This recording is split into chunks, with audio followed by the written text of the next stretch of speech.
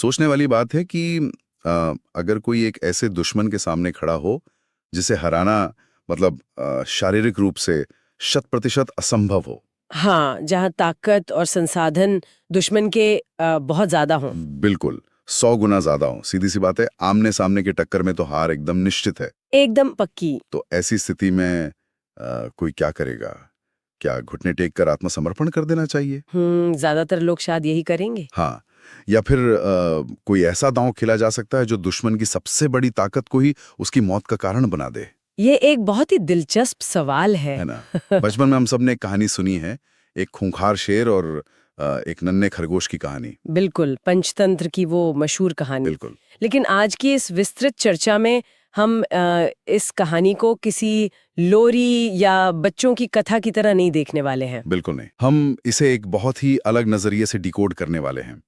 मतलब इसे असम्मित युद्ध, जिसे हम एसिमेट्रिकल वॉरफेयर कहते हैं, और क्राइसिस मैनेजमेंट के एक मास्टर क्लास के रूप में समझेंगे। और मुझे लगता है कि ये दृष्टिकोण आज के समय में बहुत आवश्यक है, क्योंकि देखिए पंचतंत्र की रचना केवल बच्चों के मनोरंजन के लिए तो हुई नहीं थी। हाँ, उसके पीछे तो बहुत गहरे अर्थ थे। बिल्कुल, इसके पीछे का मूल उद्देश्य कूटनीति, मानव मनोविज्ञान और रणनीति के सबसे जटिल सिद्धांतों को समझाना था।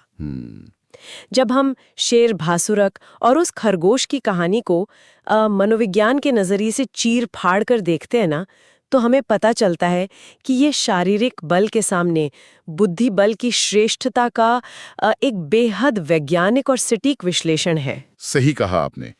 तो आज के इस गहन विश्लेषण का जो मिशन है वो यही है कि हम उन रणनीतिक सूत्रों को खोजें जो ये साबित करते हैं कि जब खतरा बहुत बड़ा होना तो लड़ाई मांसपेशियों से नहीं बल्कि दिमाग के न्यूरॉन्स से जीती जाती है। एकदम सही।